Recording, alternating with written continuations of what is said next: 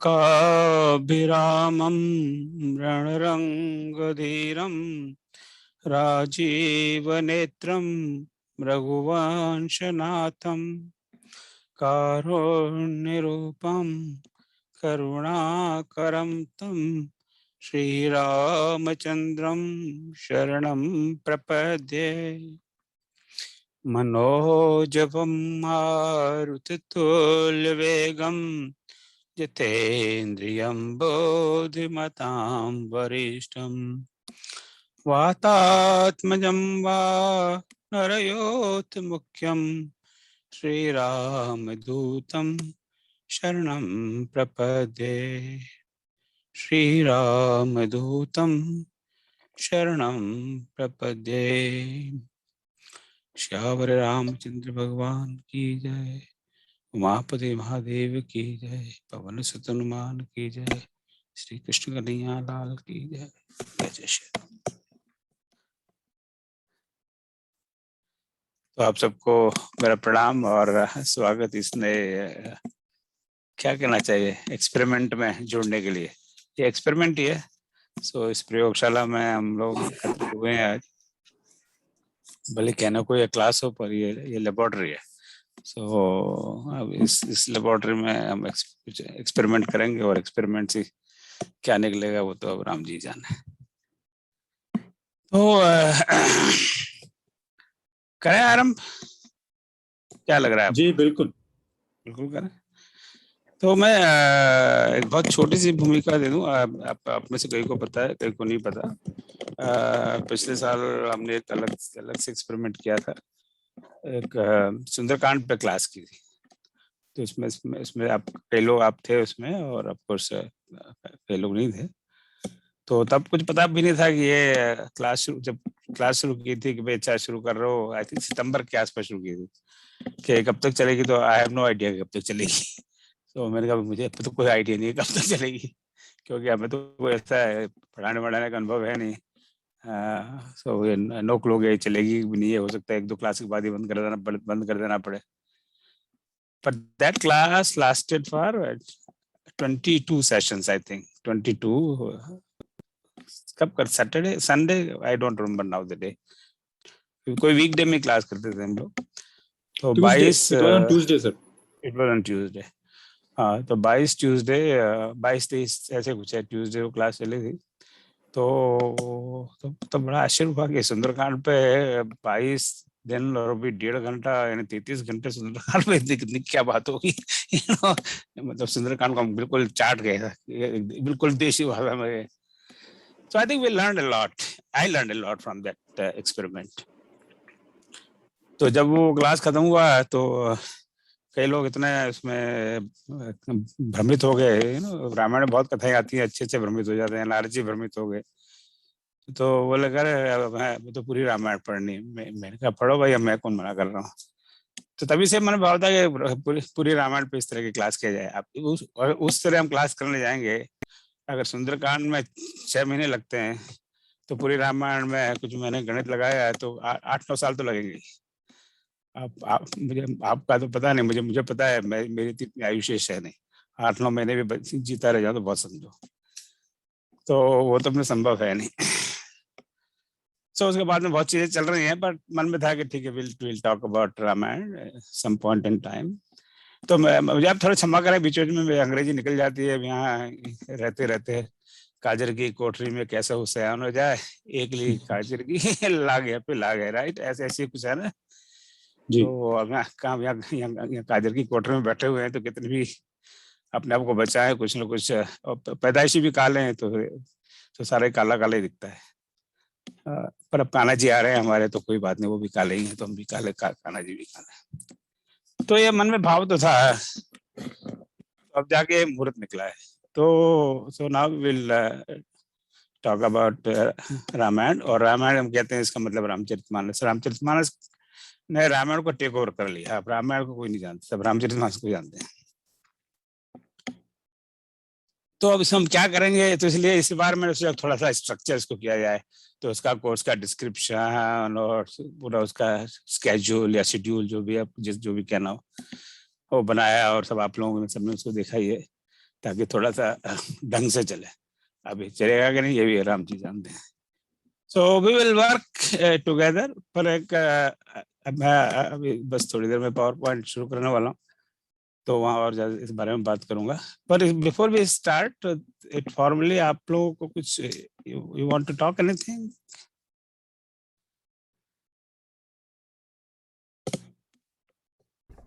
अब थोड़ी देर में मैं आपको कहूंगा। हाँ हाँ हाँ हाँ मीना जी कहिए।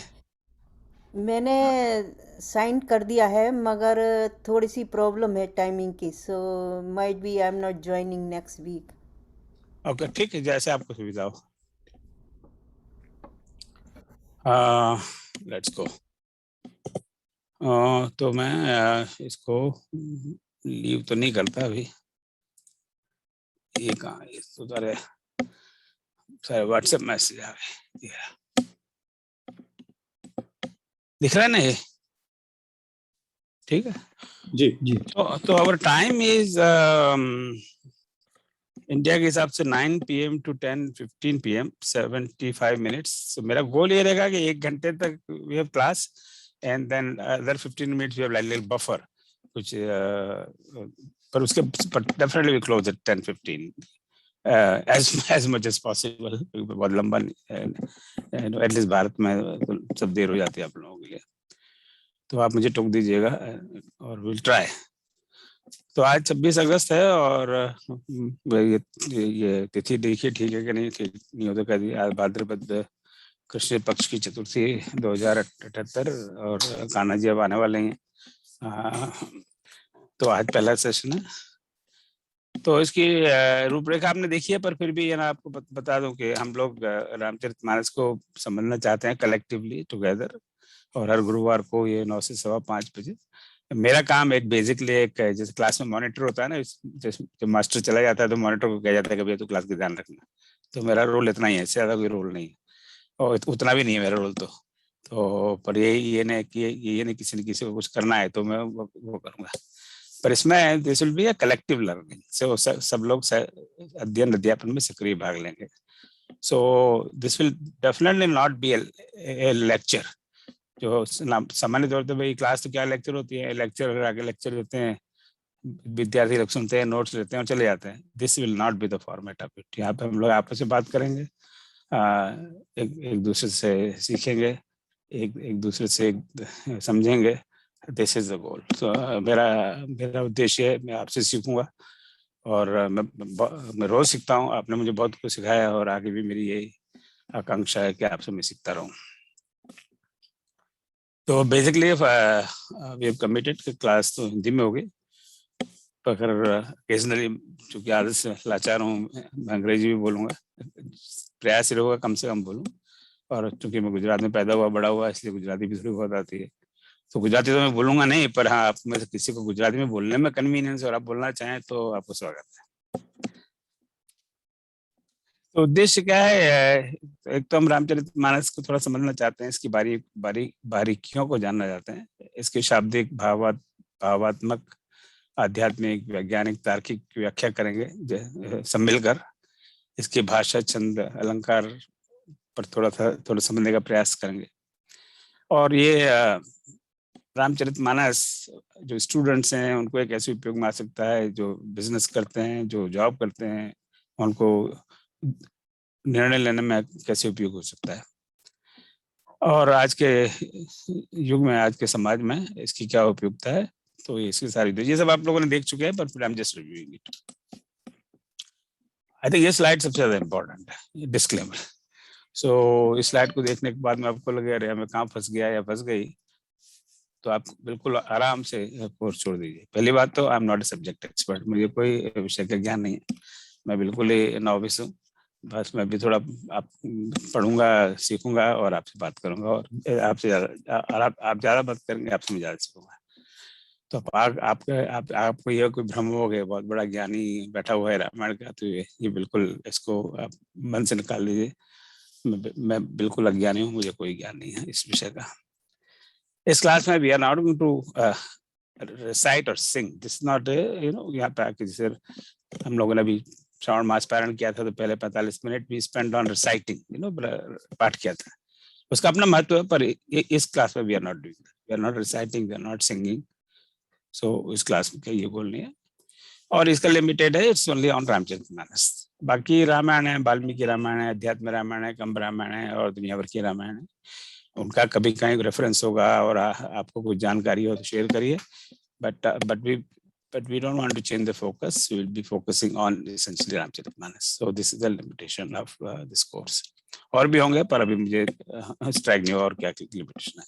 अभी एक स्लाइड कैसे लग गई। अब मैं बहुत बोल चुका, अब आपकी टर्न। अब ये आपके इस क्लास से क्या अपेक्षा है? What are your expectations? इसको क्या करूं मैं? सर मैं कुछ कहूँ? हाँ कहिए।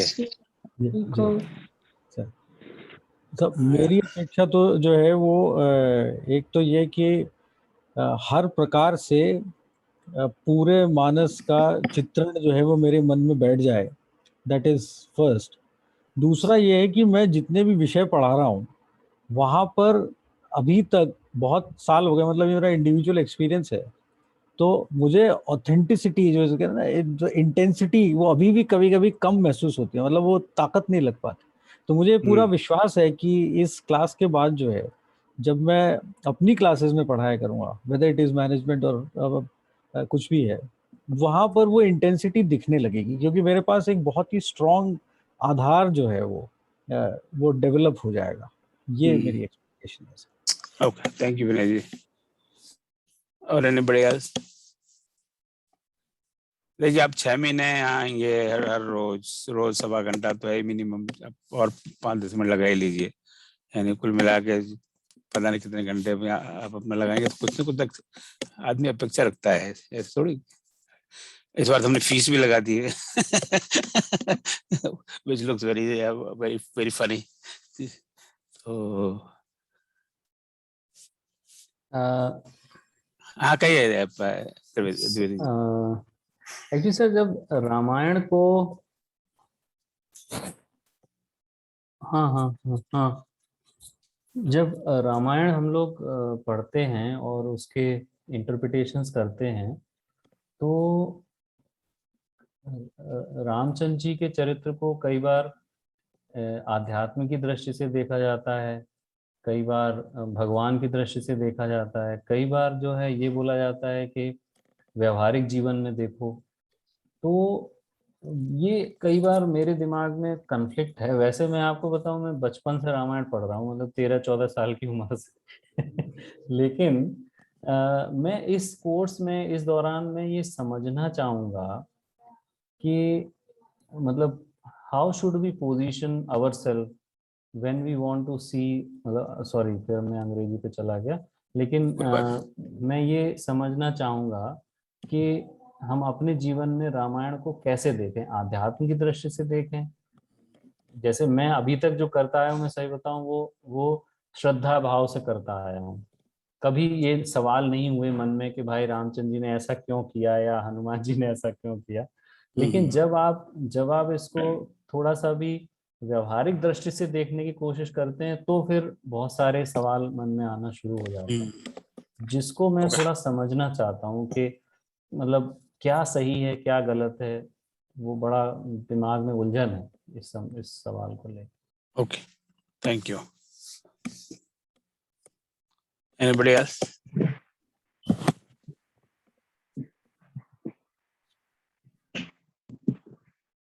सर मैं बोलूं? हाँ प्लीज।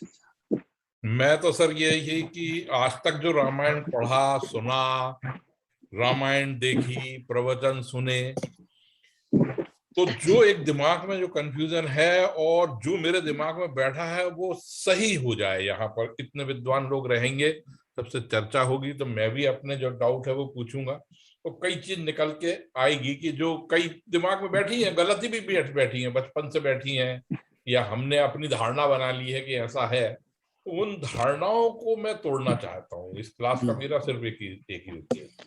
ऐसा नहीं हो कि आप और कंफ्यूज हो जाएं इसके बाद में ये बड़े खतरे वाले रास्ते पर चल रहे हैं आप। पर धन्यवाद चौबे जी। उषा जी आपने हाथ खड़ा किया था, उषा कपूर।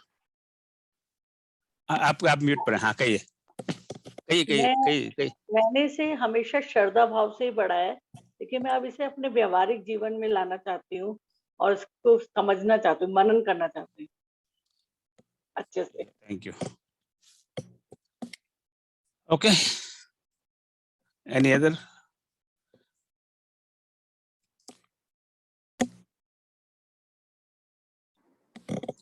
जी मैं हाँ, क्योंकि रामायण में बिल्कुल एकदम नया ही हूँ, 1 साल से मुश्किल से मेरा परिचय है, तो उस परिचय को मैं आगे बढ़ाना चाहता हूँ और श्रद्धा भाव उसमें मेन रहेगा। श्रद्धा भाव के साथ में तो रामायण से जीवन में क्या क्या सीखना है, वो कुछ लर्निंग्स हैं वो मिलेंगी तो उनको अपने जीवन में उतारने की कोशिश करूंगा। Okay, thank you Dharmendra. और एनीबॉडी एल्स?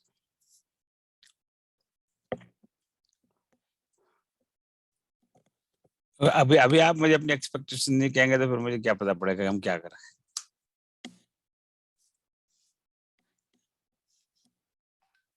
फिर तो मैं कह दूंगा आपने मुझे बताया नहीं, मेरे जो मन में आया वो मैंने वो कर लिया, ठीक है ना। अब आप मुझे कहे कि भाई मैं तो यहाँ कथक दिखना चाहता हूँ, तो फिर मैं कुछ और परफॉर्म करूँ, बोले आप कथक तो किया ही नहीं, पर आप मुझे बताया ही नहीं, तो मैंने कहा आपने कहा नहीं तो मैंने कथक कर दिया। हालांकि कथक क्या होता है मुझे कुछ कोई आइडिया नहीं है, सुना है कथक जैसी कोई चीज होती है। उर्मिला जी आपको कहना है? जय श्री राम सर। जय श्री राम कहिए। जी सर, अभी तक मेरे लिए रामचरितमानस का अर्थ रहा है जो रामानंद सागर जी द्वारा जो पूरी तरीके से तैयार की गई रामायण है, वह कभी योग नहीं बने कि मैं उन ग्रंथ का पठन कर पाऊं, तो यह एक माध्यम और एक अच्छा अवसर है कि मैं इसी के माध्यम से हमारे इस पावन पवित्र ग्रंथ को पढ़ पाऊंगी, समझ पाऊंगी, चिंतन मनन का एक अवसर मिलेगा। और एक जिज्ञासा है, वह अब कहते हैं व्यक्ति तभी किसी कार्य की तरफ तल्लीन होता है जब उसमें वह उत्सुकता जागे, तो ये इस कोर्स के माध्यम से मुझे ये लगता है कि मुझे वो उत्सुकता जागेगी कि मूल ग्रंथ को भी पढ़ना चाहिए, और इसी उद्देश्य से मैंने यह कोर्स ज्वाइन किया है। और मेरी सदैव यही जो है कोशिश रहेगी कि मैं आपसे प्रश्न करती रहूं और उसके जवाब सभी विद्वज्जनों से मिलते रहेंगे समय समय पर, तो मेरे जो है ज्ञान वर्धन भी होगा। धन्यवाद। थैंक यू, बहुत धन्यवाद, बहुत बहुत धन्यवाद। और एनीबॉडी एल्स? ट्रेन निकली जा रही है, सीटी दे चुकी है, घंटी बज चुकी।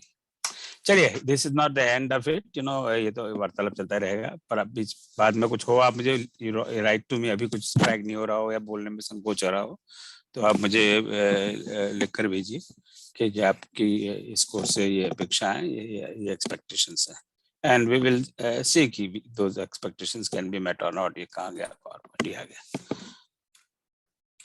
सो मैंने जैसे यहाँ पे है, मैंने यहाँ तो नहीं लिखा पर मैंने I've already taken notes here। आप देखिए दिख रहा है कि नहीं? अब नहीं दिख रहा होगा शायद। सो ओके, अब आपने अपनी एक्सपेक्टेशन बता दी तो मैं अपनी बता दूं, मेरी क्या अपेक्षा है। जी स्वागत है सर। हाँ, तो ये मेरी एक्सपेक्टेशन है। अब ये अंग्रेजी में तो उसको लिखा अंग्रेजी में, पढ़ूंगा इसको हिंदी में। तो पहली मेरी एक्सपेक्टेशन है कि आप क्लास में रेगुलरली आइए। इसको जैसे क्लास होती है हमारी, फिजिक्स की क्लास है, हिंदी की क्लास है, भूगोल की क्लास है, so please come regularly, you know, just learning happens only when you are regular. ये तो आप इस बात को तो आप मानेंगे, राइट? दूसरा, try to come on time every time. Again वही सेम बेसिक चीजें हैं कि भाई समय पे आओ, नियमित आओ। हालांकि इसके अपवाद हो सकते हैं, भाई कभी कोई काम हो नहीं आ सकते, तबीयत ठीक नहीं हो या कोई जरूरी काम हो। हम सब सामाजिक प्राणी हैं, परिवार है, नौकरी है, बिजनेस है, so that I understand, but I expect that you as much as possible कि आप नियमित आएं और समय से जुड़ें क्लास में। मैंने सबको एक रोल नंबर असाइन किया है just for the sake of convenience. So जैसे हम क्लास में जाते हैं तो वहाँ पे मास्टर जी हाजिरी लेते हैं, तो उसी तरह से आप जूम पर just write your roll number so we know कि who has come, right? So that we keep little track of, you know, attendance. दूसरा, आई स्ट्रांगली इनकरेज कि वी हैव गुड पार्टिसिपेशन। मैंने जैसे पहले भी कहा कि यहाँ पे कोई लेक्चरबाजी नहीं है, यहाँ पे सब हम आपस में बात करेंगे, आपस में एक दूसरे से सीखेंगे, और उसके बाद मैं भी फिर दोबारा और मैं बात करूंगा, बार बार बात करूंगा, पर we will avoid irrelevant discussion. कई बार हम लोग हमारी पटरी कहीं और चली जाती है, किसी और विषय पे बात करने लग जाते हैं, हालांकि वो विषय इंटरेस्टिंग भी हो सकते हैं, पर कोई जो उस समय बात हो रही है उससे रिलेवेंट ना हो तो उसको हम अवॉइड करें तो अच्छा नहीं, तो फिर क्या होता है कि फोकस गड़बड़ हो जाता है। अब जैसे हम रामायण की बात कर रहे हैं, कहीं महाभारत की बात करने लग जाए या गीता की बात करने लग जाए, unless it is directly related, we don't want to confuse issues as much as possible. और जो व्हाट्सएप ग्रुप इस पे बनाया है, मैंने देखा है पिछले 1.5 साल से हम ऑब्जर्व कर रहे हैं, ज्यादातर लोग व्हाट्सएप ग्रुप का प्रयोग ज्यादा करते हैं, ईमेल का प्रयोग कम करते हैं। तो इसलिए we will use WhatsApp as a main vehicle for communication. तो वहीं पे आई विल पोस्ट थिंग्स, और आपका भी कोई मैसेज हो आप वहीं पे पोस्ट करिए, और ताकि आपस में कम्युनिकेशन बना रहे। पर नेचुरली अगेन उसके व्हाट्सएप की गरिमा का हम सम्मान करेंगे, तो उस पर और कोई इधर उधर के will not post any forward any message जो कोर्स से रिलेटेड नहीं है। चूंकि ये श्री रामचरित मंथन का कोर्स है, इसलिए हम रामचरित मंथन की जो एक्टिविटीज है that we will inform you so that you can participate in other activities if you like. Or some basic discipline like mute, we have to remain on mute all the time unless speaking. And जब बोलें, जब आप याद रखें कि हमें अपने आप को अनम्यूट करना है। बहुत बार भूल जाता है, मैं भूल जाता हूँ, और जब बोलना खत्म हो जाए उसको अपने आप को म्यूट कर लें। ये दिस इज एज हैबिट। 1.5 साल के बाद में मैं पूरी तरह सीख नहीं पाया, प्रयास कर रहा हूँ, but this is how it is. और वीडियो को जहां तक संभव ऑन रखें, because that way we see each other, जहां तक संभव। पर कभी ऐसा हो सकता है कि आप नहीं देख सकते, तो that's fine. So bottom line is that treat this class as if you are going to a regular college university class for higher education. So that is, then it becomes seriousness. Don't treat like कि भाई गुरुजी आए, स्वामी जी आए, राम कथा करने, और चलो आज कुछ करने को नहीं है, वहाँ चले जाते हैं और चले जाते हैं और कथा का आनंद लेके आ जाते हैं। उसका अपना आनंद है, मैं क्रिटिसाइज नहीं कर रहा है, वो अपना आप बहुत जरूरी है और होना भी चाहिए, but that is not the intent of this class. Here we are not telling any Ram Katha. Here we want to learn Ramayana. हम अब रामायण को समझना चाहते हैं कि ये पुस्तक है क्या, दैट्स अवर गोल। तो इसके लिए हमें क्लास में आना पड़ेगा, समय से ध्यान से सुनना पड़ेगा, समझना पड़ेगा, और क्लास के बाद में उस पर थोड़ा सोच विचार मंथन करना पड़ेगा। तो that is my expectations. Is it fair? आपको क्या लग रहा है, इसमें कुछ चीज अनुचित है? मेरी अपेक्षा तो मैं निकाल लेता हूँ अभी। सहमत। सहमत? बिल्कुल सही। कोई भी आप इसमें से, जब मैंने 6-7 पॉइंट लिखे, वो नंबर 6 दो बार आ गया, तो आपको कोई लग रहा है कोई चीज में अनुचित हो, तो अभी अब इसका इसी समय निकाल देते हैं, मुझे कोई आपत्ति नहीं है। सर जैसे आपने कहा दूसरी पुस्तकों का मतलब महाभारत का या उसका वो नहीं कर सकते, लेकिन दूसरी रामायणों का तो शायद चर्चा नहीं, इवन महाभारत का भी कर सकते हैं, but it should be very directly related at that point what we are discussing. है ना, राइट। अब अब हम जो शनिवार को अपने गोष्ठी होती है शनिवार को, तो एक सज्जन उसमें आते हैं, उनका बड़ा स्वागत है, तो उनका यही रहता है कि वो हमेशा कुछ न कुछ बोलना चाहते हैं, विच इज फाइन, पर वो बोलते इसलिए चाहते हैं कि उनको बताना है कि उनको वो सब ज्ञान है, और मोस्टली उस चीज का जो उस समय जो बात चल रही है उससे रिलेवेंस कुछ होता ही नहीं है। So that's what we want to avoid. So we want to remain sort of focused on the topic at that time that's being discussed, right? क्योंकि नहीं तो फिर क्या हुआ, हम स्वरूप लिया जा सकता है बस। हम नहीं कोई डायरेक्टली कनेक्टेड हो तो we will certainly talk about it and I will talk about it, पर irrelevant जो होगा कि जिससे फिर हमारा ध्यान भटक जाए, we don't want that, गाड़ी से पटरी से उतर जाए, ऐसा we should avoid। जहां तक इसलिए का avoid है, कोई ये नहीं कि we will not do, thou shall not do, ऐसा नहीं। it's not like thou shall not do, we just want to avoid as much as possible। मेरा इंटेंट ये था। ठीक है, sounds fair? Okay, thank you। चलो जी sir. so we have signed a contract now। आपके सबके सिग्नेचर मैंने ले लिया already. So let just start with this very. अब देखिए, मैंने रामायण की बात कर रहा था और मैं अब कठोपनिषद से ये श्लोक ले लिया। देखिए अभी अभी आप भी बोलोगे, देखो अभी बात तुम करोगे, इधर उधर की करोगे नहीं, खुद ही कर रहे हो, राइट? है कि नहीं? अब सो आप सबको पता है ये श्लोक, and that's the reason why I am quoting it. ओम सहनावतु सहनौ भुनक्तु सह वीर्यं करवावहै तेजस्विनावधीतमस्तु मा विद्विषावहै। ओम शांति शांति शांति। तो हमारे उपनिषदों में ये श्लोक है और इसका भावार्थ है और कि हे भगवान, परमात्मा से प्रार्थना है कि हम शिष्य और आचार्य दोनों की साथ साथ रक्षा करें। अब जैसे मैंने पहले भी कहा था, हम यहाँ ना कोई शिष्य ना आचार्य, हम सभी शिष्य हैं और सभी आचार्य हैं। तो परमात्मा से प्रार्थना कि हम सबकी रक्षा करें, हम सब को, दोनों को और हम सबको साथ साथ विद्या के फल का भोग कराएं, हम सब विद्या ग्रहण करें, परमात्मा से ये प्रार्थना, और हम सब साथ मिलकर विद्या प्राप्ति का सामर्थ्य प्राप्त करें। हम साथ दोनों का पढ़ा हुआ, हम सब का पढ़ा हुआ तेजस्वी हो और हम आपस में परस्पर द्वेष ना करें।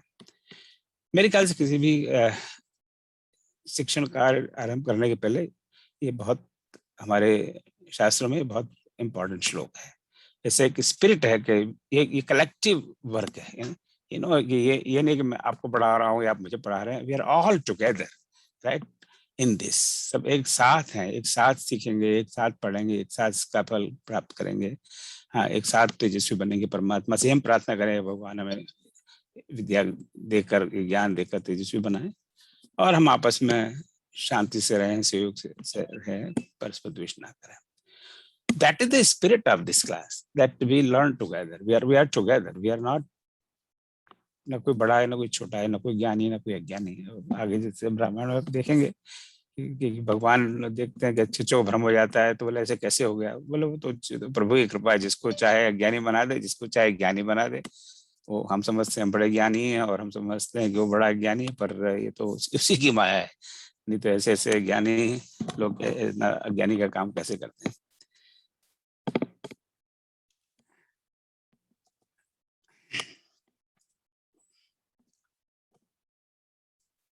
अब इसके लिए जैसे आपको पता है, we are using that book जिसका तुलसी जयंती जी विमोचन किया था, तुलसी रामायण 1008 पंक्तियों में। उसकी सॉफ्ट कॉपी मैंने आप सबको भेज दी है, देखिए ना आपने इलेक्ट्रॉनिक कॉपी। और उसकी अभी हार्ड कॉपी प्रिंट करने अभी भी दी नहीं है। आई थिंक अभी भी मुझे लगता है 2 सप्ताह और लगेंगे, क्योंकि उसमें कुछ थोड़े बहुत सुधार हम करना चाहते हैं, very minor, but we want to correct those. So then will print it. तो हो सकता है अभी 1 महीना लग जाए प्रिंट होके आने में, और वो आएगी, वैसे भी will mail copy to you. तब तक हमें जरा सॉफ्ट कॉपी से काम चलाना पड़ेगा। तो जैसे रामायण का स्ट्रक्चर है, जब मैं रामायण कहता हूँ उसका मतलब रामचरितमानस है कि नहीं? और जब वाल्मीकि रामायण की बात करेंगे तो हम वहाँ वाल्मीकि रामायण यूज करेंगे। तो that's how Valmiki Ramayana means Valmiki Ramayana, और Ramayana means Ramcharitmanas. This is the language we are going to use. तो तुलसीदास जी ने, जैसे हम सब जानते हैं, this is all known to you, that पूरी रामायण को 7 चैप्टर्स में या अध्याय में या बुक्स में डिवाइड किया है। सो वेस्टर्न लिटरेचर में they call it 7 books of Ramayana. हम अध्याय कहते हैं, सोपान कहते हैं, कांड कहते हैं, अलग अलग भाषाएं, अलग लैंग्वेजेस हैं। सो 7 कांड है, 7 सोपान है। आगे तुलसीदास जी कहीं कांड शब्द का प्रयोग नहीं करते, वो सोपान कहते हैं। प्रथम सोपान, दूसरा सोपान, 7वां सोपान। तो हर सोपान और हर कांड के प्रारंभ में कुछ श्लोक उन्होंने संस्कृत में लिखे हुए हैं, जिनमें वो बेसिकली वो स्तुति है परमात्मा की, अलग अलग फॉर्म में भगवान की स्तुति करते हैं। अब बालकांड में, जैसे अभी मैं बालकांड खोल के बैठा हूँ, ये मेरे पास है रामायण मेरे सामने, उसके आरंभ में ही 7 श्लोक है ना, तो सब वंदनाएं। अब चूंकि ये एक संक्षिप्त वर्जन है रामायण का, तो हम नेचुरली जो तुलसी रामायण 1008 पंक्तियों में जो हमें टेक्स्ट बुक की तरह जिसका उपयोग कर रहे हैं, वो आपको जैसे पता है वो पूरी रामायण का सिर्फ 8% है। So naturally we are going to skip 92% of the Ramayana, पर whole goal is to get the essence of Ramayana. This will give us an essence of Ramayana, सब learning. And my desire is कि इस कोर्स के बाद में आप उसी स्पिरिट से पूरी रामायण को पढ़ें, और अगर आपको समय हो तो साथ साथ पढ़ें, क्योंकि अभी आज क्लास, अगले क्लास के बीच में पूरा सप्ताह है, and if you have time then you should study the rest of what we don't do in this class in the same spirit, right? So पहले 7 श्लोक है, तो पर उन श्लोक की चर्चा नहीं कर रहे। तो हर चैप्टर के बिगिनिंग में और हर अध्याय और हर कांड या हर सोपान के पहले कहीं 7 हैं, कहीं 2 हैं, कहीं 3 हैं। सुंदरकांड में 3 श्लोक है। तो विभिन्न देवी देवताओं की वो स्तुति करते हैं, और उसके बाद में उन्होंने शेष जो रचना है वो हिंदी छंदों में की है। और जो 3 मेन छंद का प्रयोग है, और मेन छंद है वो चौपाई, जो हम जानते हैं। अक्सर लोग दोहे को भी चौपाई कह देते हैं। कोई दोहा पढ़ेंगे, बोले ये रामायण की चौपाई है। तो उस छंद रचना के बहुत डिटेल्स में हम नहीं जाएंगे, जैसे जैसे समय आएगा I will talk more about it. तो चौपाई सबसे बहुतायत जो छंद है उसका प्रयोग वो चौपाई है। उसके बाद में दोहा है और फिर सोरठा है। सो सबसे पहले इस सोरठे से आरंभ करते हैं। जो सुमरत सिद्ध हो गणनायक करिवर बदना, करो अनुग्रह सोय बुद्धि रास शुभ गुण सदना। तो यहाँ से वो शुरुआत कर रहे हैं। अब किसी भी चीज को समझने के लिए कोई भी भाषा हो, if anything is in writing, वो किसी न किसी भाषा में लिखी होगी। फ्रेंच में होगी, अंग्रेजी में होगी, जापानीज में होगी, हिंदी में होगी, तमिल में होगी, तेलुगु में होगी, बांग्ला में होगी, राइट? तो अनलेस कि उस भाषा को हम नहीं समझते, उसके शब्दों को नहीं समझते, तो उस चीज को हम नहीं समझ सकेंगे। ये तो बिल्कुल ऑब्वियस बात है, राइट? तो हमें अगर रामायण समझनी है तो कम से कम उसके शब्दों को तो जानना पड़ेगा, नहीं तो हम कैसे समझेंगे। इवन कोई स्टोरी भी समझना चाहें, या कोई लेख समझना चाहें, या कोई कविता समझना चाहें, या कोई निबंध समझना चाहें, तो जिन शब्दों से वो लिखा है उनको हमें जानना पड़ेगा। So let's talk about that. पर उसके पहले आप यहाँ देख रहे हैं कि इस सोरठे के बाद में 2 लाइन है, तो they are given line number 1, line number 2। ये बिल्कुल ठीक एग्जैक्टली कॉपी से लिया हुआ है। तो हर लाइन पे नंबर पड़ा हुआ है, लाइन 1, लाइन 2, लाइन 3, लाइन 4, इस तरह 1008 लाइन है। तो जो 6 महीने का एक कोर्स है, 1008 लाइन का we are going to study. बीच में जो रेफरेंस होगा उनका उपयोग करेंगे। तो इसके बाद में वी हैव रिटन 1.0a.s1। तो एस का मतलब है सोरठा, यानी ये सोरठा है। सोरठा एक छंद का प्रकार है। सो छंद में क्या होता है कि इसका राइमिंग है ना बीच में होता है, एंड में होता है। संयोग की बात है कि इसमें एंड में है। तो जो सुमृत सिद्ध हो करो अनुग्रह सोय, इस तरह इसको पढ़ाया। We have to emphasize on सोय होय, करो जो सुमृत सिद्ध होय, करो अनुग्रह सोय, and same way we need to read. अब उस पर I will not spend too much time today. तो जो ये नंबर है, I think you can see my mouse. मेरा माउस ये दिख रहा है, मैं इसको घुमा रहा हूँ, दिख रहा होगा ना कि नहीं? जी सर। यस सर, दिख रहा है। Oh, thank you. Yeah. So 1 का let's see, look at this. ये 1 का मतलब है बालकांड, C का मतलब है चौपाई। तो जो दोहा नंबर 10 है, रामायण की कोई भी प्रिंटेड कॉपी आपके पास होगी, उसमें दोहों पे नंबर पड़ा हुआ है। खास करके हम गीता प्रेस की कॉपी की बात करता हूँ, और बाकी प्रेस का भी करीब करीब यही सिचुएशन है। सो बालकांड में जाइए और उसमें दोहा नंबर 10 पे जाइए, और फिर उसके ऊपर चलिए, और ऊपर सबसे उसके पहले जो दोहा है वो होगा दोहा नंबर 9, राइट? ये दोहा 10, 9। तो ये 9 और 10 के बीच में चौपाई है, और ऊपर से ये दूसरी पंक्ति है। This is how this is to be interpreted.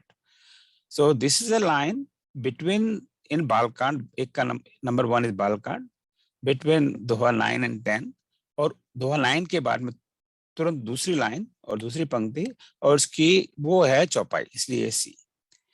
अभी वो कोई बहुत विशेष जाने की जरूरत नहीं है, बट सिंस आपके कुछ लोगों के मन में ये जरा हो कि क्या नंबर क्या है, so this is how it is। तो उसका फायदा क्या है, लाभ क्या है, क्योंकि हम कभी किसी भी लाइन की बात करें तो हम उसका रेफरेंस दे सकते हैं। तो आप किसी भी रामायण की कॉपी में उसको देख सकते हैं। हम ये नहीं कह सकते हैं कि अरे रामायण में कहीं लिखा हुआ है, या रामायण में बालकांड में लिखा है, अरे बालकांड इतना लंबा चौड़ा बालकांड है, उसमें कहाँ लिखा है हमें क्या पता है ना। तो और नहीं, और वो अच्छा वो दोहा 10, अब दोहा 10 में 20 चौपाइयां वहां कहाँ है। So this gives you exact line के कहाँ पर ये चौपाई है। सेम थिंग हियर, श्रवण जैसे सुने आयो प्रभु भंजन भववीर, आगे भी लाइन है पर वो मैं नहीं बोल रहा। अब ये कहां पर है, अब ये 5 है। 5 का क्या मतलब हुआ, 5 का क्या मतलब हुआ? 5वां सोपान। 5वां सोपान विच इज सुंदरकांड, राइट? तो ये सुंदरकांड है। तो सुंदरकांड में जो दोहा 45 है, तो उसकी ये पहली लाइन है। ये तो डी जी। मतलब दोहा है, तो दोहा 45 की पहली लाइन। तो ये लाइन वहां से। So this is how we understand this.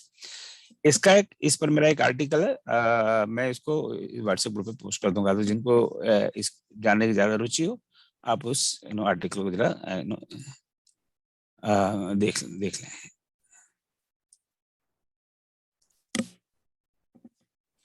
Okay, सो तो इस विषय पर अभी ज्यादा चर्चा नहीं करते, कि this matter of more of A numbering.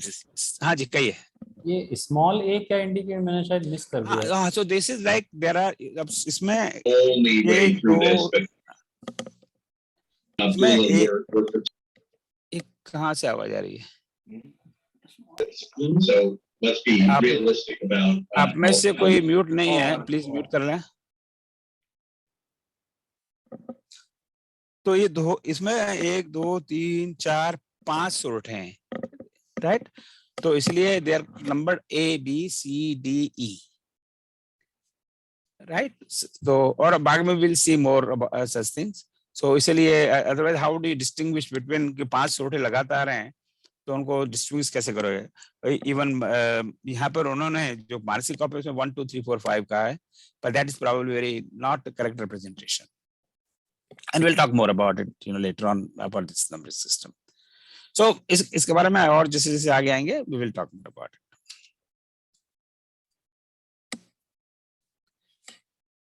तो जैसे मैंने कहा, किसी भी चीज को समझने के लिए पहले हमें ये समझना पड़ेगा कि उसके शब्द का क्या मतलब। शब्द ही नहीं पता तो बाकी कैसे समझेंगे? तो मैं अपनी दृष्टि से सोच रहा था, आपको तो सबको और most of you will know this words, पर मैंने जब पढ़ना शुरू किया कल, तो मुझे कई शब्द मुझे समझ में नहीं आए, तो मैंने उसकी लिस्ट बनाना शुरू की। और जो सुमिरत तो ठीक है, सुमरण करते हैं, सिद्धि और काम शुरू होता है, गणना, करीबर। ये करीबर क्या है? तो मैं अटक गया वहां पर। तो मैंने कहा चलो ये शब्द जरा ढूंढना पड़ेगा, करीबर। तो ये शब्द इसका क्या अर्थ है? बदन का क्या अर्थ है? ओह, तो बदन तो यहाँ लिखा ही नहीं है। तो पहले करीबर की बात करते हैं। अब चूंकि यहाँ पे ऑलरेडी दिया हुआ है, इसलिए बहुत समय नहीं लगेगा जानने में। तो एक करीबर 2 शब्दों से मिलकर बना है, करी और बर। और करी संस्कृत शब्द करिन से है, और बर शब्द संस्कृत शब्द वर से है। और करिन का मतलब संस्कृत होता है हाथी, और वर का मतलब होता है जैसे विवाह में होता है ना, जो सबसे विवाह में कौन होता है? वर। उस दिन तो कम से कम एक ही वर होता है, बाकी तो सब बाराती हैं। तो जो सबसे सुंदर है और सबसे सजा हुआ है वही वर है, जो वो श्रेष्ठ है। और गुजराती में तो हम उसको वरराजा कहते हैं, वरराजा, राइट? सो जो हाथी श्रेष्ठ है, उत्तम है, वो है करीबर। So this is how what it means. और ये करीबर शब्द रामायण में इसका बहुत ज्यादा प्रयोग नहीं है, 2 बार है। So this is something I will also tell you to importance of that word. So 2 बार ये शब्द आया रामायण में। सो करीबर मतलब श्रेष्ठ हाथी, उत्तम हाथी, बढ़िया हाथी, शक्तिशाली हाथी, समथिंग लाइक दैट। तो इस करीबर को लेकर भी और भी कई शब्द है रामायण में, जो आगे हम देखेंगे। जैसे करीबर गामिनी। करीबर गामिनी, जब भगवान राम शबरी को मिलते हैं और उनको नविदा भक्ति देते हैं, फिर पूछते हैं कि भाई अब जरा शबरी, तो मुझे ये तो बता, तुझे कुछ पता है सीता कहाँ पर है? मैं उसको ढूंढ रहा हूँ। तो जनक सुता कई सुध भामिनी, जाने कहू करीबर गामिनी। हे भामिनी, भामिनी is respectful word, like O lady, something like. अगर अंग्रेजी में कहेंगे ओ लेडी। सो हे भामिनी, आप मुझे बताएं कि जनक सुता की तुझे कुछ पता है, कुछ सुधी है? You have any idea where she is? जाने, अगर आप अगर जानते हो आप, तो मुझे बताओ, मुझे कहो कि वो कहाँ है। एंड देन उसको इतना देखिए, अब यहाँ पे शबरी की बात आ गई, वो अब अरण्य कांड में हम उसको देखेंगे। पर चूंकि वो शब्द का प्रयोग है, तो हमें मन में अब जरा समझ लें कि कहीं भी एक करीबर आएगा तो हमें सोचना नहीं पड़ेगा कि करी का क्या मतलब है, करीबर का क्या मतलब है। करीबर मतलब हाथी, और गामिनी मतलब जो हाथी की जिसकी चाल हो, ऐसी स्त्री, which is suppose to be a praise of a woman, कि अल्लड़ मस्त चाल से चलती है, तो हाथी जैसी चाल है। कॉमन वर्ड इज गजगामिनी, तो गज गज का मतलब भी हाथी होता है, तो वहां भी करिवर शब्द का प्रयोग है। दूसरा एक शब्द का एक जगह और है पूरी रामायण में, वो बालकांड में, again you can see this reference. एक ये करिवर काम ने कहा हुआ 3 मतलब, तीसरा कांड है अरण्य कांड, 36 मतलब दोहा नंबर 36, और उसमें एक चौपाई है, वो 10वीं चौपाई है। सो नाउ मैंने ये कहा and you don't believe it, so ये है रेफरेंस, आप अपनी रामायण खोल लीजिए। अब ये जरूरी नहीं है कि जो हमने जो पुस्तक है जिसका यूज कर रहे हैं उसमें ये लाइन हो, कोई जरूरी नहीं है। Ultimately we want to know the whole Ramayana, right? पर चूंकि समय का अभाव है इसलिए हम हर लाइन पे तो जा नहीं सकते, पूरी रामायण को पढ़ने जाएंगे तो 7-8 साल चाहिए। That is not practical. Similarly this is ये चौपाई है, ये 1 यानी बालकांड में, ये दोहा 300 में, और उसकी ये पहली चौपाई है, पहली लाइन है। तो 299 के बाद में तुरंत जो पहली लाइन आई वो है। सो अभी हम बस पक्का कर रहे हैं कि जहां भी प्रयोग है, तो अब ये मेरी समझ में नहीं आता है तुलसीदास जी वर क्यों लिखते हैं, वर क्यों नहीं लिख दिया? यहाँ पे वर भी लिख सकते थे, करिबर की जगह वो करिवर। Any idea? करिवर गाम नहीं कह सकते थे? सर अवधी भाषा होने के कारण लोक भाषा में लिख।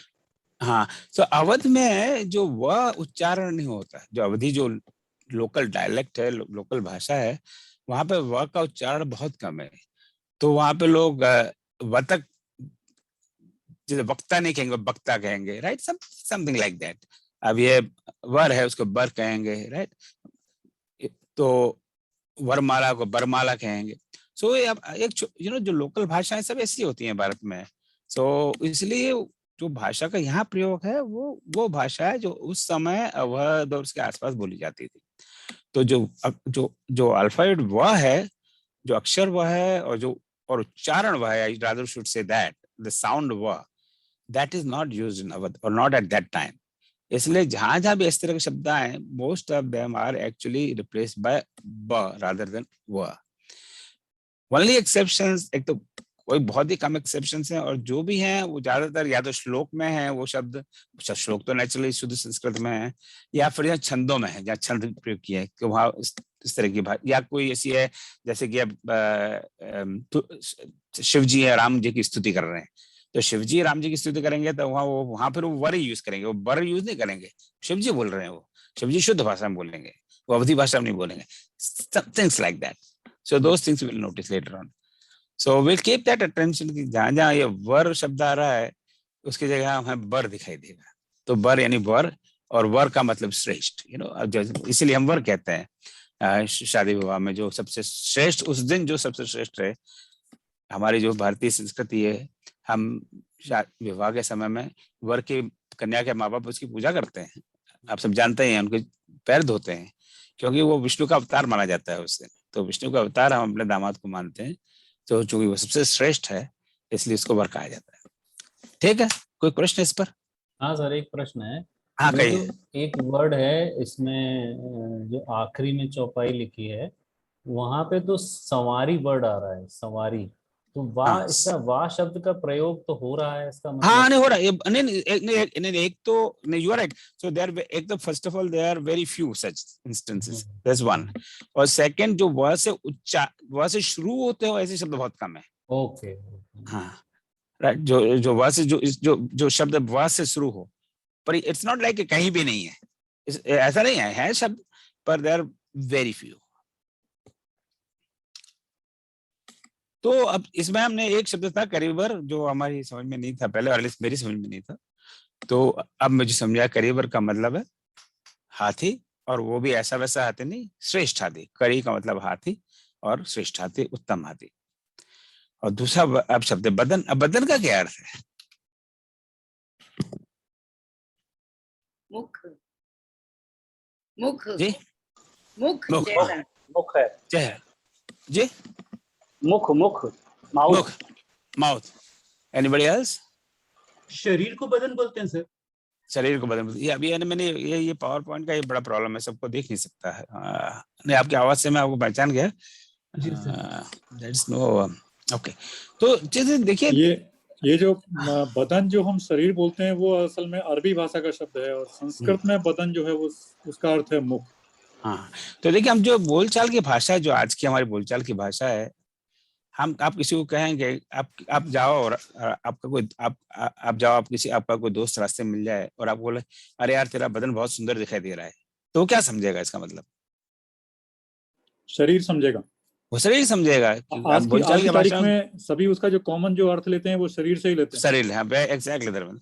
तो आज जो चालू भाषा है, और चालू भी नहीं करना चाहिए मुझे, आज जो हमारी आजकल की बोलचाल की भाषा है, वहां पर बदन का अर्थ आदमी शरीर समझेगा, राइट। और कितनी फिल्मी गाने हैं जिसमें बदन की बात की हुई है, वो फिल्मी गाने पर हम लोग नहीं जा रहे अभी। तो जनरली बदन का अर्थ होता है शरीर।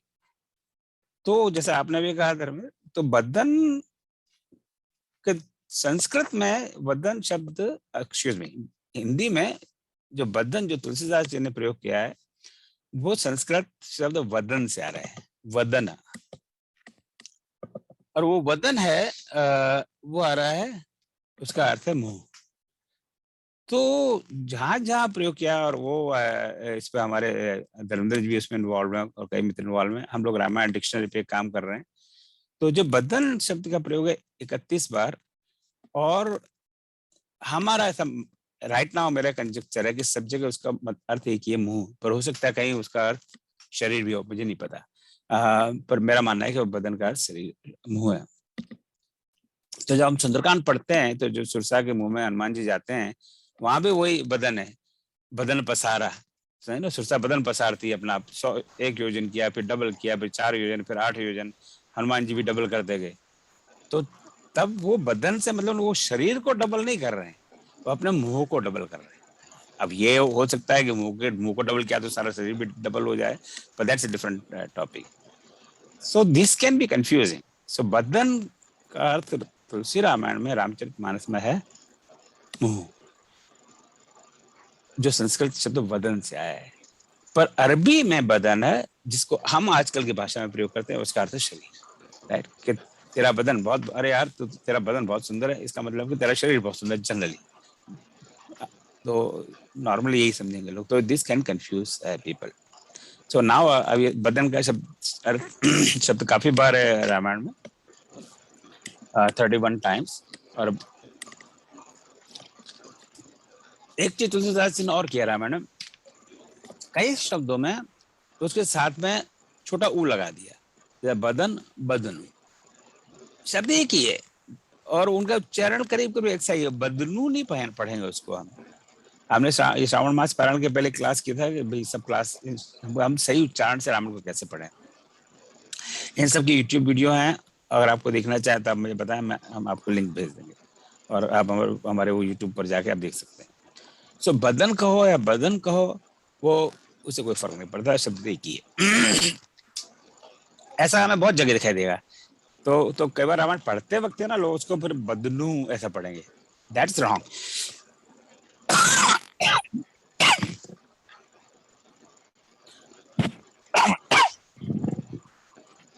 It is a short U और लघु हर्ष U, तो इसको बिल्कुल हल्के से पढ़ना है, जैसे कि नहीं पढ़ रहे हैं ऐसा समझ लीजिए। राम की जगह वो रामू लिखेंगे, राम छोटा सा U। तो भरत कई जगह वो भरतू लिखेंगे, भरत के बाद में छोटा सा U भरत। तो वो भरत और भरत में कोई फर्क नहीं, वो भरतू नहीं है। तो पढ़ते ये, अब ये इसका कॉन्टेक्स्ट पढ़ने में आता है कि जब हम पढ़े तो उसका थोड़ा ध्यान रखें, नहीं तो अगर उसको हमने भरतू को भरतू कर दिया तो फिर वो पढ़ने में ही गड़बड़ हो जाएगी, क्योंकि वो बैठेगा ही नहीं इसका सब। तो अब पहली लाइन हमारे ध्यान में आ रही है, जो स्मृति सिद्ध हो, जिनको का स्मरण करने से सिद्ध होते हैं, गणनायक, जो गणों के नायक हैं, और जो श्रेष्ठ हाथी जैसा जिनका मुंह है, राइट। अगेन करबर बदन मतलब कि उनकी क्या क्वालिटी है, कि भाई उनका एक डिस्क्रिप्शन है कि जो उनका मुंह है, जो उनका चेहरा है, वो एक हाथी की तरह है। अब हम जानते हैं हाथी का चेहरा किसका है, और वो छोटा, वो आलतू फालतू आते नहीं है, कोई बहुत श्रेष्ठ हाथी, उसके तरफ उनका चेहरा है, ठीक है। कौन है भाई वो? तो हम दूसरी लाइन देखते हैं, करऊं अनुग्रह सो बुद्धि राशि शुभ गुण सदन। तो करो अनुग्रह सो, तो ये तो अनुग्रह का क्या मतलब हुआ? आप मुझ पर अनुग्रह करें, अनुग्रह कृपा करें, कृपा कृपा करें। करें, हाँ, बी काइंड टू मी, सो वो तो आई थिंक बात समझ में आती है। करो अनुग्रह से वो मुझ पर कृपा करें। बुद्धि राशि, ये राशि क्या है? अब राशि कैन बी, वो कहते हैं राशि क्या भैया, मेरी राशि तो क्या कर्क राशि है, वो वाली राशि है, क्या राशि है? तो राशि जो है वो अवधि का है, वो सही शब्द है राशि। अब आप हिंदी में 3 तरह के श है, राइट? ये एक श, अब तीनों के उच्चारण भी अलग है, मुझे तो पता नहीं इनके सही उच्चारण क्या है, पर आप समझ रहे हैं मेरी बात को। ये श है जैसे शशि, राइट? और ये एक स है, और एक बीच में श है जिसको हम काटते हैं, प पे काट देते हैं, श स श, ऐसा कुछ हम बचपन में पढ़ाया जाता था। तो ये राशि, अब फिर वही वाली बात आई, ये तुलसी, अगर ये शब्द राशि है तो सब तुलसीदास जी राशि क्यों लिख रहे हैं? एंड उसका आंसर वही है जो भी हमने दिया था, क्योंकि अगेन अवधि में ये सबसे पहला वाला शायद इसका उच्चारण नहीं है, तो वहां कोई शंकर भगवान नहीं कहेगा, सब शंकर भगवान कहेंगे, राइट? और ये अवधि के नहीं, काफी बड़े भारत के, काफी उत्तर भारत के बहुत सारे क्षेत्र में इस तरह से बोला जाता है। मैं ब्रज का हूँ, ब्रज में भी ऐसे ही कहा जाता है, वहां मैं शंकर भगवान की पूजा कर रहे हैं, कोई नहीं कि शंकर भगवान की पूजा कर रहे हैं। अब ठीक है, बहुत पढ़े लिखे जैसे हमारे टाइप लोग हैं जो अंग्रेजी पढ़ लिए, वो बड़े शंकर का है, पर ज्यादातर जो लोकल जनता है, ग्रामीण जनता, वो शंकर भगवान की, कि भैया शंकर भगवान की मेहरबानी लाला, है ना, इस तरह से बात करेंगे, तो शंकर नहीं कहेंगे।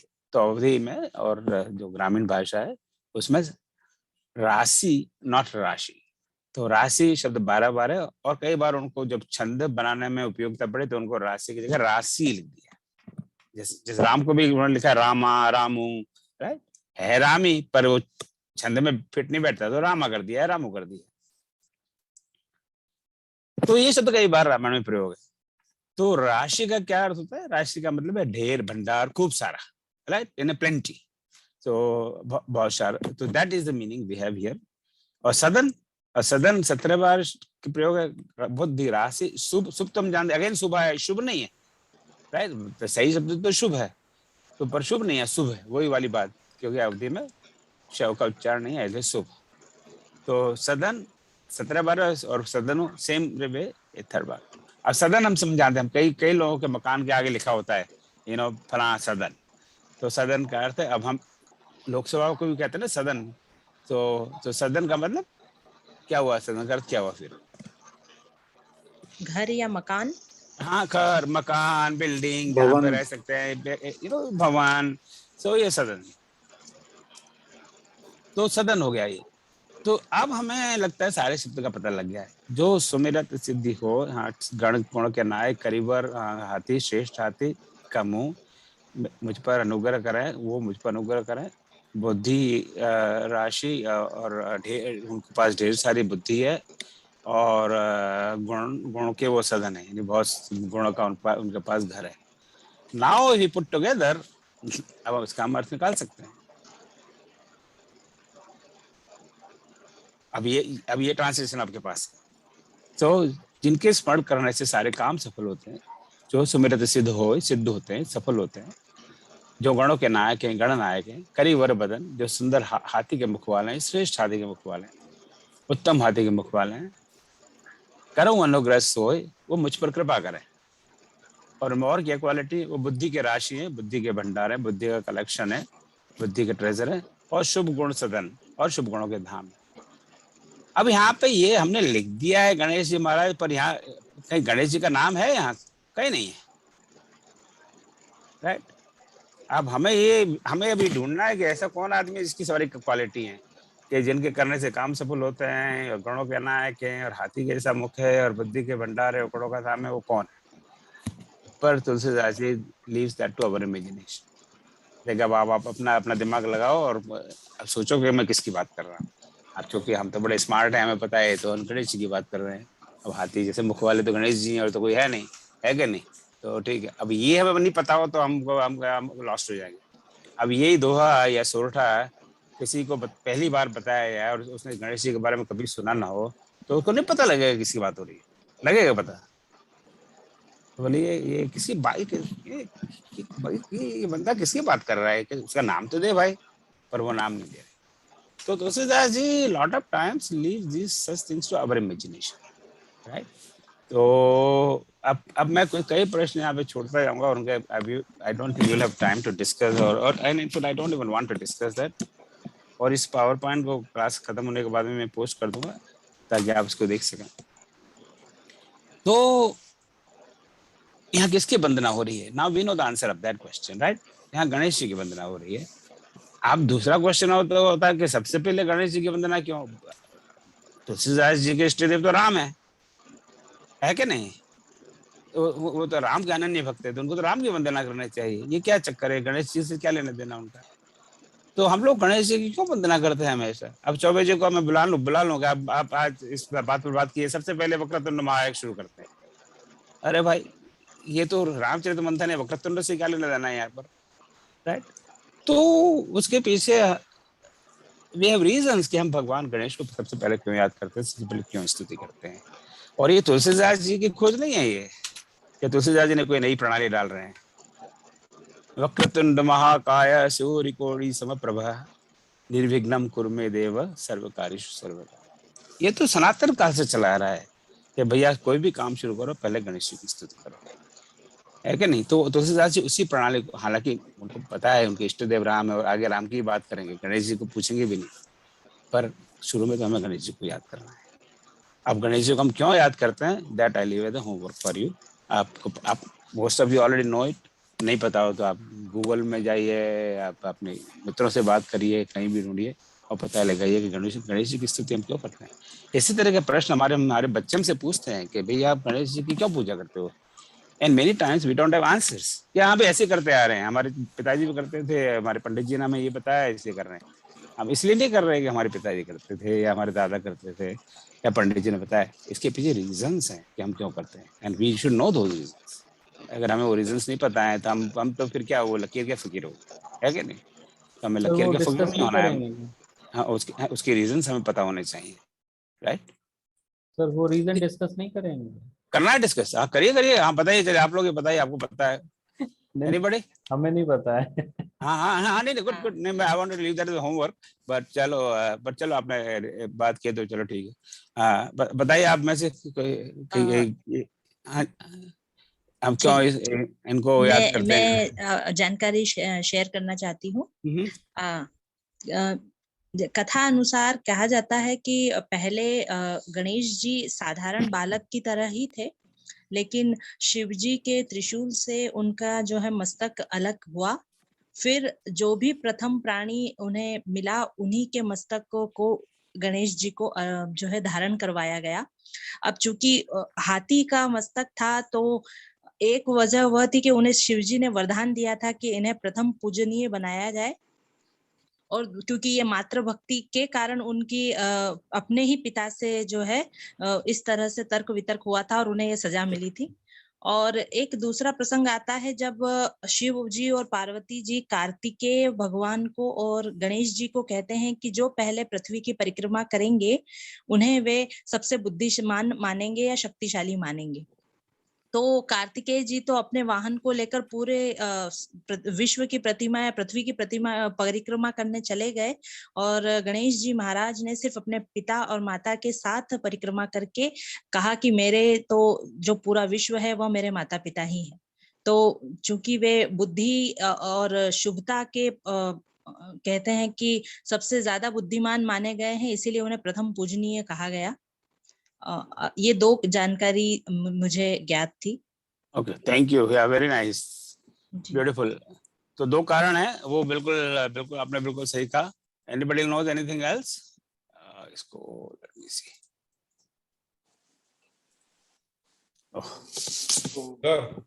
वो ट्राइब के हेड की तरह दूसरे ट्राइबों में भी पूजा होती है। गण नायक माने जो गण जो है समाज जो है उनके हेड है गणनायक, इसीलिए होती है। सर मैं बोलूं? अब शिव जी की शादी, शिव पार्वती की शादी में भी गणपति की पूजा हुई थी। और गणपति जो है वो तो उनके बेटा है, बाद में पैदा हुए। तो गणनायक माने जो कि समाज है उसका जो हेड है। ओके, चौबे जी सर चूंकि गणेश जी के बारे में यहाँ भी लिखा हुआ है ना कि बुद्धि के भंडार हैं वो, तो अगर मान लीजिए एक हमारे सामने अगर भगवान आ जाए एकदम से, तो हम क्या मांगेंगे?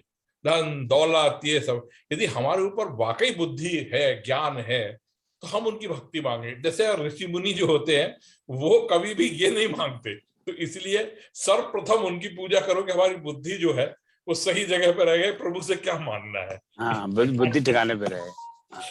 so very nice, yeah, so the good explanations. So इस तरह का हमें, my point is that we should ask such questions to ourselves, right?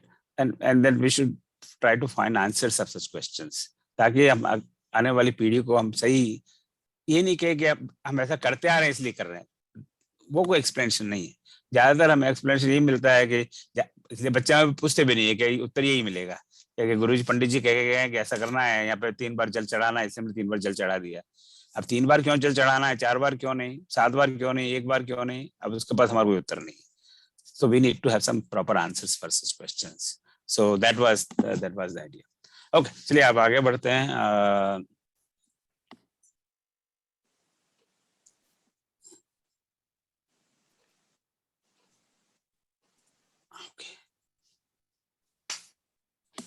तो ये पहला सोरठा हो गया जिसमें उनकी स्तुति करते हैं। अब दूसरा सोरठा है, भूख होए बाचाल पंगु चढ़ाई गिरिवर गहन जासु कृपा सुदयाल द्रवो सकल कलिमल दहन। अब यहाँ पर मैं जब पढ़ना बैठता हूँ तो मुझे जो शब्द हैं वो I need to know them. अब मूक क्या है, बाचाल क्या है, गिरिवर क्या है, गहन क्या है? तो फटाफट अभी I think let's just move let quickly. आप बताएं मूक क्या है? मूक गूंगा। मूक मतलब गूंगा। हाँ, तो ये संस्कृत शब्द है। सो मूक गूंगा, बाचाल यानी जो बोलने वाला बोलता हो, हाँ। जो ज्यादा बोलता हो। वाचाल कोई अच्छा शब्द नहीं है, जो बोलता हो और ज्यादा बोलता हो। और गिरिवर, अब देखिए अब वर आ गया यहाँ पर, वही अभी देखा था ना हमने, करिवर बदन, अभी गिरिवर। तो गिरिवर यानी ये वर नहीं, पर्वतों के वर है। राजा, ये पर्वतों में श्रेष्ठ, हाँ, पर्वतों में श्रेष्ठ, श्रेष्ठ ऊंचा पर्वत, श्रेष्ठ पर्वत, अब जो भी वो हो, पर शाब्दिक है, पर्वतों में श्रेष्ठ। गहन गंभीर, कठिन, गहन इज गहरा, घना, दुर्गम, भयंकर, दुर्गम, सघन। सो मूक होए वाचाल, पंगु, मूक है वो वाचाल हो जाता है, यानी जो गूंगा है वो बोलने लग जाता है। पंगु चढ़ाई, पंगु तो जो लंगड़ा है, पंगु है, वो चढ़ने लगता है। क्या चढ़ने लगता है? गिरिवर, श्रेष्ठ पर्वत जो बड़ा दुर्गम है उसको चढ़ने लगता है, जहाँ बड़ी मुश्किल है चढ़ना। बड़े माउंटेनियर भी चढ़ने में घबराते हैं और वहां लंगड़ा चढ़ने लग जाता है। अच्छी बात है भाई। फिर आगे नेक्स्ट लाइन क्या है? ओ इसको कैसे चले आगे, मैं इसको फुल स्क्रीन पे जा नहीं रहा। जासु कृपा सुदयाल, जासु कृपा सुदयाल, जिसकी कृपा से दयाल, ये तो शब्द हम जानते हैं। द्रवौ, सकल कलिमल दहन, जो द्रव जैसा हो जाए। अब द्रव क्या है? दो शब्द है, द्रव और द्रव्य। There are two words people get mixed up, द्रव एंड द्रव्य। तो द्रव है जो भौतिक शास्त्र में लोग पढ़ते थे ना पहले कि ठोस, तीन स्टेट होती है, ठोस होता है, द्रव होता है और क्या वायु होती है, right? Solid, liquid and gas. So ये द्रव इज वो लिक्विड स्टेट में, लिक्विड। और द्रव्य क्या है? सॉलिड नहीं, द्रव्य माने पदार्थ है वो तो द्रव्य। हाँ, द्रव्य हम सोचते तो हमारा मतलब पैसे देने से ज्यादा होता है। द्रव्य सब मटेरियल थिंग, द्रव्य। सो पर यहाँ पे द्रव और द्रव्य, they are two different words. So जासु को प्रासु दयाल द्रवो, जिसकी सकल, जो द्रवित, जो बिल्कुल द्रवित हो जाते हैं। जो द्रवित तो जब आदमी होगा ना कि जब वो उसका भावना पर असर हो। सकल कलिमल दहन, सकल यानी सारी, एवरीथिंग, कंप्लीट, संपूर्ण। कलयुग, राइट? कलयुग, मल तो यूज करते हैं, मलमूत्र, तो वही कॉन्टेक्स्ट है। मल यानी गंदगी, बुराई, पाप, का दुर्गण दहन जला देना। जला देना। So now if we, so इसीलिए this vocabulary is important। और जिस कई वर्ड्स इतनी बार आते हैं, अब सकल शब्द 522 बार है रामायण। अब 522 बार कितनी बार है शब्द, राइट? अब सकल शब्द का अर्थ पता हो तो जब आएगा बाद में हम उसको देखना नहीं पड़ेगा। सकल मतलब संपूर्ण, सारा, everything, collective. So that is सकल, द होल। डूबे सकल समाज, एक लंका कांड, अयोध्या कांड में एक सोरठा है बाद में। तो और कली भी बहुत बार है, कलयुग का रेफरेंस बहुत बार आता है। सो अब इनको पुट देम टुगेदर, अब इसका पूरा मतलब निकल जाएगा। जिनकी कृपा से गूंगा बोलने लगता है, मुंह खोई वाचाल। कृपा से, जासु कृपा सो, जिनकी कृपा से पंगु चढ़ई, लंगड़ा चढ़ जाता है, चलने लगता है, चढ़ जाता है। क्या चढ़ जाता है? गिरिवर गहन, दुर्गम पर्वत पर चढ़ जाता है। जासु कृपा सुदयाल, जिस द्रवो सकल कलिमल धन, और आप मुझ पर दया करें कि सारे पाप मेरे आप जला डालें।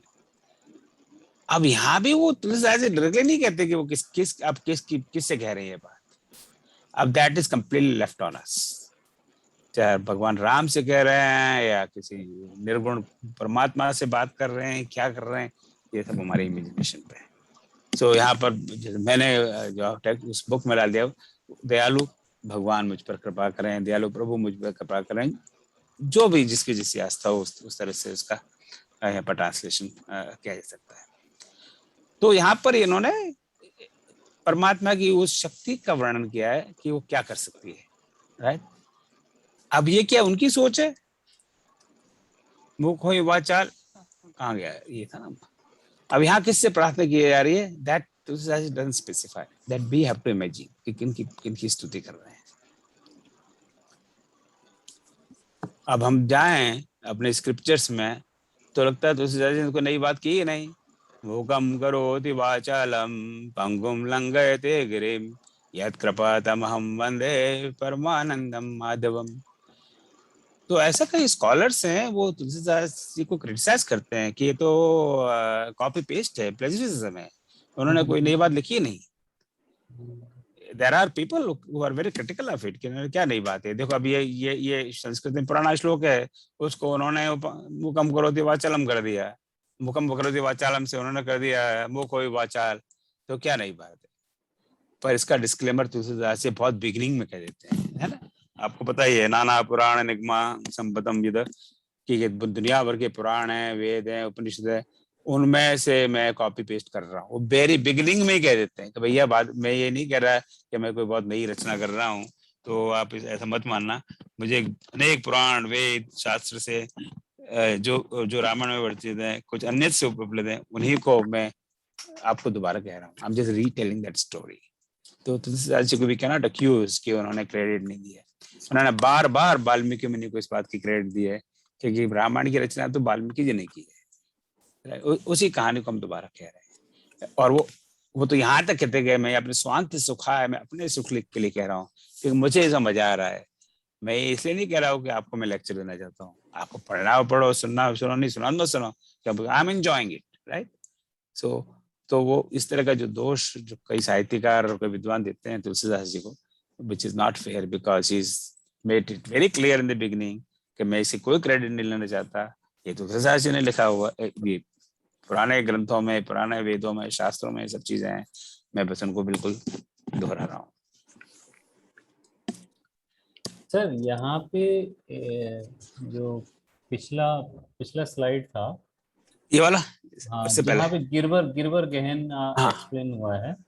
तो गिरवर मतलब होता है श्रेष्ठ पर्वत और गहन मतलब दुर्गम, है ना। तो फिर हम लोग श्रेष्ठ जो वर्ड है, शब्द है, उसको हम नहीं, फिर अर्थ में हम नहीं ला रहे।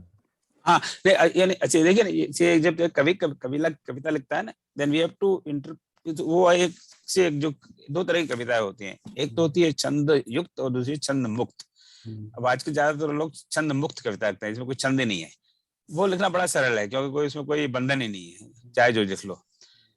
पर जो छंद युक्त कविता लिखता है कवि, जैसे ये सोरठा छंद युक्त है, उसके नियम है कि इतनी मात्रा अच्छा होगी। अब उस विषय पे हम अभी समय नहीं जा रहे। तो he has to find the right word that fits. Now इस कॉन्टेक्स्ट में जब जो श्रेष्ठ पर्वत है इस परमात्मा की स्तुति के लिए कि पंगु उस पर्वत पर चढ़ सकता है जो श्रेष्ठ पर्वत है। अब यहाँ जितना डिफिकल्ट पर्वत होगा, जितनी ऊंची उसकी चढ़ाई होगी, जितना मुश्किल काम होगा, इस कॉन्टेक्स्ट के लिए वही श्रेष्ठ है क्या नहीं? इन दिस कॉन्टेक्स्ट ये से राइट कि अब जितनी कॉम्प्लिकेटेड परीक्षा पास करोगे उस कॉन्टेक्स्ट के लिए वही श्रेष्ठ माना जाएगा। So this is how we have to interpret, right? So यहाँ पे वो श्रेष्ठ का वो दुर्गम पर्वत हुआ, मुश्किल पर्वत है, वही इस कॉन्टेक्स्ट के लिए वही श्रेष्ठ है, राइट? सो बहुत स्मार्ट लड़का हो, उसको आप इजी एग्जाम दे दो तो वो क्या फायदा होगा उसका, right? So this is how we have to interpret such things. So गिरिवर गहन श्रेष्ठ पर्वत, लिटरली मीनिंग है श्रेष्ठ पर्वत, वर श्रेष्ठ, उत्तम। अब उत्तम पर्वत क्या है? How do we define that? There is no way to define it, right? उत्तम पर्वत क्या मतलब? ऊंचा पर्वत, इज दैट उत्तम पर्वत? या लंबा पर्वत बहुत जोला हो कि भाई वो बांग्लादेश से शुरू हो और अफगानिस्तान और इराक और काबुल तक लंबा चला जाए, वो श्रेष्ठ पर्वत है? या बहुत चौड़ा हो कि उसकी विड्थ 50, 200, 400 मील हो? उसकी तो कोई डेफिनेशन है नहीं। At least I don't know what is the definition of श्रेष्ठ पर्वत, right? So we have to interpret in that sense what does it mean in this context. आपको लग रहा है ठीक? Yes sir. सहमत सर। हाँ, तो हमें उस कॉन्टेक्स्ट में उसको देखना, contextual we have to see, you know, what does it mean. अब चूंकि समय हो गया, आप जैसा कहें वैसा मैं करने को तैयार। मैं ये भी नहीं चाहता कि पहले दिन ही हम already we didn't make much progress today, but that's fine, you know, we are not going to covering any course. मेरे ख्याल एक आध सोटा और देख लें, एक सोटा और देख लेते जी ठीक है। जी सर। तीसरा सोटा, अब ये तीसरा सोटा है, नील सरोवर श्याम। आई थिंक मैंने दूसरी लाइन शुरू की इसके। नील सरोवर श्याम तरुण अरुण बारिज नयन, करो सो मम और धाम सदा चीर सागर सैन। अब यहाँ पर कई शब्द हैं, तो सरोवर क्या है? तरुण, अरुण, बारिज। सो सरोवर है, अब मैं थोड़ा सा जल्दी में सरोवर। सरोवर जो सर यानी सरोवर से उत्पन्न हो, वो something that is born out of सरोवर। कमल। तो अक्सर ये lot of things are born in सरोवर, तो इसका अक्सर मीनिंग कमल से लिया जाता है, राइट? क्योंकि तरुण कम्स फ्रॉम तरुण यानी युवक, युवान, ब्लूमिंग। अरुण का मतलब लाल। लाल। बारिज, अगेन वही वाली बात आई, बारिज, वारिज, और वारिज इज कमिंग फ्रॉम वारी ज। वारी क्या है? पानी। से जन्म। पानी में जो जन्म है वो पानी से जन्म लेता है, अगेन कमल। तो वो भी कमल से, जो पानी से रिलेटेड जन्म लेने वाले हैं। पानी से तो मछली भी जन्म लेती है और भी हजारों चीज जन्म लेती है, but generally it is used in Ramayan for कमल generally, and there could be exceptions, I don't know about that. Now while we are at that, दो तीन शब्दों में कंफ्यूजन होता है। इस तरह शब्द कई बार आएंगे, जैसे बारिद, बारिधि। सो व्हाट इज बारिज है वो कमल है, जो बारी यानी पानी में जन्म लेता है वो। जे मतलब जन्म लेने वाला और दे मतलब देने वाला, पानी तो देने वाला, बारिद देने वाला। तो देने वाला पानी कौन देता है? बादल। तो बारिद इज बादल। सो ये शब्द बहुत बार आएगा, और बारी के जो भी पर्यायवाची शब्द हैं पानी के, वो जाएंगे। आप कह सकते हैं जल द, जो जल देने वाला यानी पर्वत यानी बादल, और जल ज यानी कमल। What is बारिधि? जल का भंडार। और जलधि जो जल को धारण करता है, समुद्र। हाँ, तो जो जल को धारण करता है वो समुद्र। तो देखिए ना, एक से शब्द हैं। सो जो जल को धारण करता है नहीं समुद्र, वो बारिधि और जलधि और अम्बुधि और नीरधि और नीरद या नीरज। नीरज तो बहुत कॉमन नाम है। तो नीरज इज कमल, और नीरद इज बादल, और नीरद इज समुद्र जो जल को धारण करता है। So once we have this, we have the first line, or just 2 more minutes and we'll close. और दूसरी लाइन में करो सो मम ऊर्ध्वाम सदा क्षीर सागर क्षीर नयन। सागर। हाँ राइट। अब उर शब्द तो बहुत कॉमन है, बट बहुत लोग जानते हैं, पर इतना ज्यादा यूज होता है रामायण में, 329 बार विष्णु। हृदय। ऊर्ध्व मतलब योर हार्ट है, राइट। हाँ, सो हृदय। करो सो मम ऊर्ध्वाम, आप मेरे हृदय में रहिए। कौन? क्षीर, जो सदा क्षीर सागर। क्षीर सागर, अब क्षीर सागर अगेन अभ्रंश है, ये छ वाला छ है, छ जा। ये पर क्षीर सागर कहा जाता है। पर संस्कृत इज क्षीर, छत्र हाँ। ज्ञ वाला क्ष, राइट। सो पर अगेन वो अवध में उसका आप क्षीर नहीं कहेंगे, आप क्षीर ही कहेंगे, Kshir Sagar, right. Kshir Sagar, not Kshir Sagar, right. वो बड़ा शुद्ध संस्कृत हो गया। तो वही अगेन ये भाषा वाली बात है। So now if you put together all this words, अब क्या कहना चाह रहे हैं तुलसीदास जी? कि जो नीले कमल के समान श्याम है, नील सरोवर श्याम, तरुण अरुण बारिज नयन, और जिनके नेत्र कैसे हैं? ऐसे नेत्र हैं जैसे कमल हो, और कैसा कमल? जो लाल कमल हो, और वो कमल भी ऐसा जो तरुण हो, बिल्कुल फ्रेश, नया कमल हो, राइट, एकदम फ्रेश। करो सो मुमुर धाम, तो आप मेरे हृदय में आइए जिनमें ये क्वालिटीज हैं, और वो सदा, और मैं आपको हिंट दे रहा हूँ, वो हमेशा क्षीर सागर में शयन करते हैं। मैं नाम नहीं बताऊंगा, हिंट दे रहे हैं। और हमें पता नहीं होगा कि क्षीर सागर क्या है, तो हमें कोई आइडिया ही नहीं आएगा। अब चूंकि हम भारतवासी हैं तो थोड़ा कुछ आइडिया है कि भाई क्षीर सागर में तो विष्णु भगवान ही रहते हैं, तो अब यहाँ पर वो विष्णु भगवान की प्रार्थना कर रहे हैं। सो देखिए, उन्होंने शुरू की प्रार्थना गणेश जी की, दूसरे सोरठे में प्रार्थना की भगवान की, कुछ बताया नहीं कौन से भगवान है, और यहाँ पर विष्णु भगवान की प्रार्थना, पर नाम एक भी बार नहीं बताया किसकी प्रार्थना कर रहे हैं। बस 1 मिनट और, मैं I am just motivated to talk about one more, इसके बाद में आई विल स्टॉप। कुंद इंदु समदेह उमा रमन करुणायन, जाह दीन पर ने करो कृपा मर्दनायन। सो कुंद चमेली का फूल, व्हाइट फ्लावर, इंदु इस चंद्र, अयन स्थान, घर, मार्ग, रास्ता, जैसे रामायण। अब रामायण क्यों कहते हैं? कि राम की यात्रा, राम की जर्नी, राम का पथ। नेह कम्स फ्रॉम स्नेह, सो नेह मतलब स्नेह, मुझे आपसे बहुत स्नेह, पर गांव के भाषा में वो स्नेह नहीं कहेगा, अरे लाला वो बहुत नेहत होते हैं, तो वो नहीं कहेगा, राइट। मर्दन करना, नाश करना, और मयन इस कामदेव, मयन कम्स फ्रॉम मदन, और मदन इस कामदेव।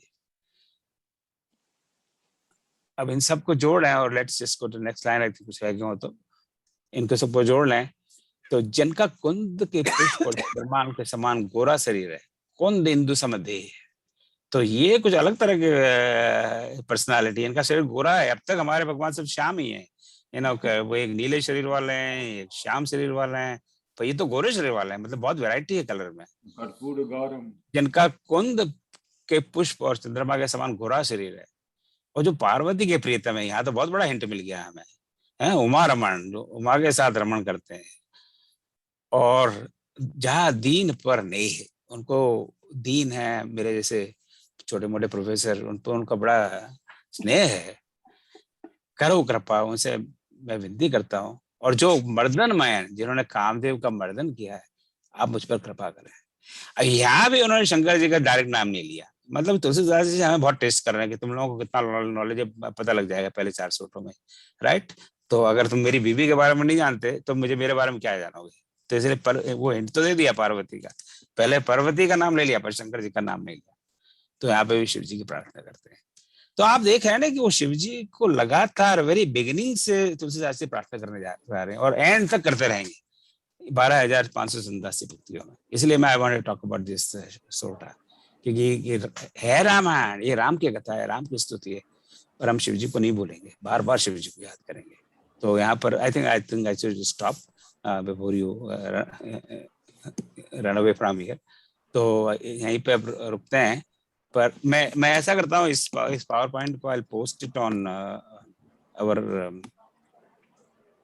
ग्रुप, राइट, ताकि आगे का फिर ये थोड़ा होमवर्क दे सकता हूँ कि आगे का जो भी है, आज 16 तक चलने वाले थे, तो आप लोग थोड़ा सा इसको स्टडी कर लेंगे। जी जी जी हाँ बिल्कुल हाँ बिल्कुल। जी सर। क्योंकि I think क्योंकि फिर इसको इस गति से चलेंगे तो आपको पता है कि फिर हम हमारा तो ये 6 महीने का नहीं, कोर्स 1 साल का हो जाएगा। इसको थोड़ा स्टडी कर लेंगे और नेक्स्ट टाइम में इसको मे बी इनिशियल 15-20 मिनट्स के अंदर इसको एक बार Okay. क्विकली देख लेंगे। ठीक है, very good. So we can quickly review that. ठीक है, बहुत सुंदर। सो बहुत बहुत धन्यवाद। Thank you very much again. I overshot time, but I have to do some preliminaries also. फिर भी आपका कोई सुझाव हो, कोई कमेंट हो, कोई फीडबैक हो, ऑनेस्टली प्लीज आप मुझे बताइए। मुझे इस तरह के कोर्स पढ़ाने का कोई अनुभव नहीं है। दाल रोटी के लिए तो मैनेजमेंट पढ़ाया है, पता नहीं कैसा पढ़ाया वो भी, पर ऐसा नहीं हो कि आप मेरे वो गिनी पिग्स हो जाओ। So please please please please guide.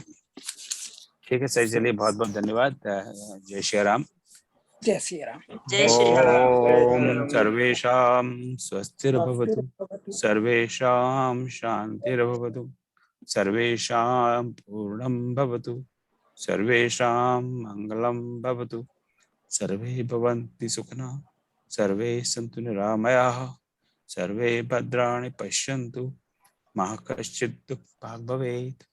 ओम असतो मा सद्गमय, तमसो मा ज्योतिर्गमय, मृत्योर्मामृतगमय। ओम शांति शांति शांति। जय श्री राम।